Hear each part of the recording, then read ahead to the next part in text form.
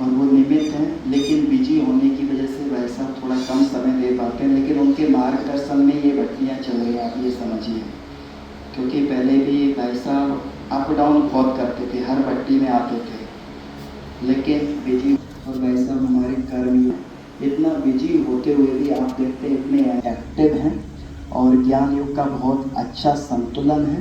तो आज विशेष भाई योग साधना भट्टी में पहुँचे हैं, और हमें भी उस पुरुषार्थ को उड़ती कला में ले जाएंगे। क्योंकि इस स्थान पे हम बैठे हैं, पीस पार्क है, यहाँ पीस भी है, गहन पीस का अनुभव होता है, बहुत डीप स्वीट और डेड साइलेंस का अनुभव होता है। और पार्क जो प्रकृति है वो प्रकृति पति की सोते याद दिलाता है।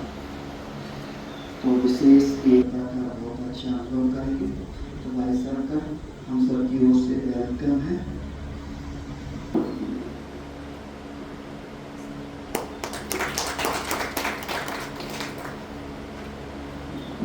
भाई साहब ने रियली ये बहुत सुनते हैं, लेकिन आपका शुरू करना है। तो भाई साहब फिर हमको विशेष कमेंट्री अनुभूति की कराएंगे, और ये 2 दिन फिर हम उस कमेंट्री में वो अभ्यास में होने का अभ्यास करेंगे। फिर उसके बाद जो भी डायरेक्शंस रहेंगे तो अभी भाई साहब के द्वारा सुनते हैं। विशेष पुरुषार्थ आपकी यात्रा का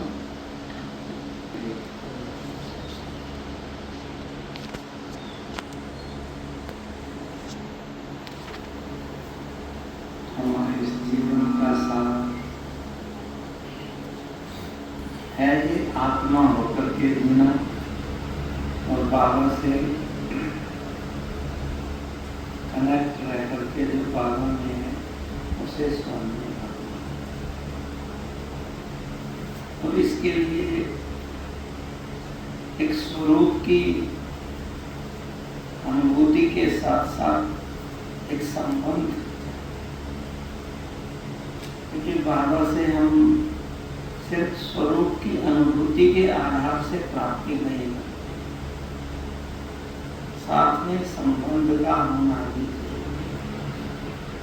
भक्ति के आप कितने भी दृष्टांत देखो, जो भक्ति मार्ग के प्रसिद्ध दृष्टांत हैं, भगवान और भक्त के बीच के, या भगवान और उसके प्रियजन के बीच के, उनमें संबंध है, और उस संबंध के आधार से ही भगवान के उस प्रियजन को प्राप्त है। आज हम जैसे जब पीस पार्क में हैं, भाई ने बताया कि यहाँ हमें शांति की अनुभूति होती है। पीस पार्क में पहुँच करके हम अपनी उस नेक वैल्यू में चले जाते हैं जो हमारा मूल गुण है।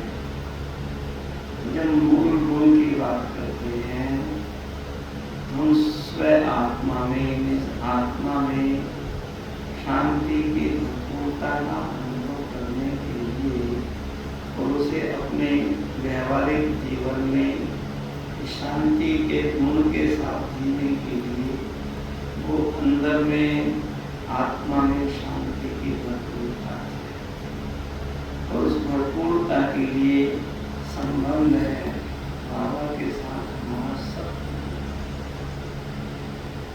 जब सतगुरु के साथ, सतगुरु के रूप में बाबा से संबंध जोड़ते हैं, तो भक्ति में भी हम सुनते आए कि अगर मुक्ति चाहिए तो सतगुरु का नाम, सतगुरु ही हमें मुक्ति का नाम, और मुक्ति माना ही शांति, शांति की भक्ति।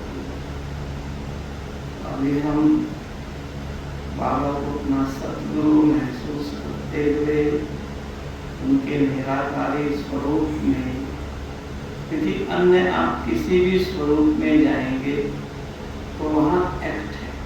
जब फरिश्ते स्वरूप में या देवता स्वरूप में जा रहे हैं, वहाँ एक्ट है, चाहे सूक्ष्म एक्ट है, चाहे साकार जीवन की एक्ट है, ब्राह्मण जीवन में है, चाहे पूज्य स्वरूप में एक्ट है।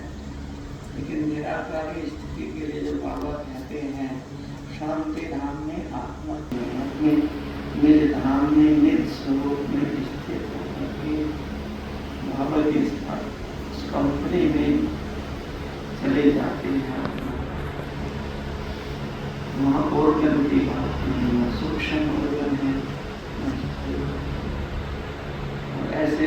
साइलेंस की पावर को सबसे बड़ी पावर, शांति की शक्ति।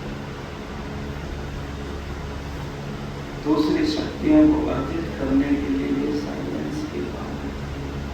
जैसे कई बार बाबा कहते हैं कि जो बड़े साइंटिस्ट हैं, कुछ भी नया करते हैं, एक दुनिया में जो कुछ नया क्रिएट करते हैं, उनको साइलेंस में जाना, उस साइलेंस की अनुभूति में ही उन्हें कुछ नया टच होता है, जिसके आधार पर वो कुछ आगे नया समझ को देखाते हैं। क्योंकि 2 दिन आपको पूर्ण रूप से भक्ति करनी है, हम साइलेंस अभी जमा करेंगे, ताकि उस साइलेंस की शक्ति के आधार पर जो भी बड़े आपको देना चाहें, बाबा आपको देना चाहे, आप निज आत्मा में कर सकते हैं। इसमें एक सिद्धांत है, चाहे उसको हम मनोवैज्ञानिक सिद्धांत के रूप में लिखें, चाहे उसको हम साइकोलॉजी सिद्धांत के रूप में देखें या वैज्ञानिक तरीके से देखें, हमारे मन में जो संकल्प विचरण करते हैं, उनका हमारी आत्मा पर प्रभाव पड़ता है, क्योंकि मन आत्मा का ऑर्गन है। मन में जो संकल्प लोग करते हैं, उसका आत्मा पर प्रभाव पड़ता है। इसलिए शांति से अपने आप को भरपूर करने के लिए जो भी आप संकल्प सुनेंगे, उसको मन में लेना है, सिर्फ सुनने तक नहीं रखना है, क्योंकि वॉइस के माध्यम से वो आप तक जाता है। सुनने की पहली स्टेज है और उसको खुद विचार में लेने की दूसरी स्टेज। जब हम उसको विचार में, खुद के विचार में लेते हैं, तब उसका हमारी चेतना को विचार।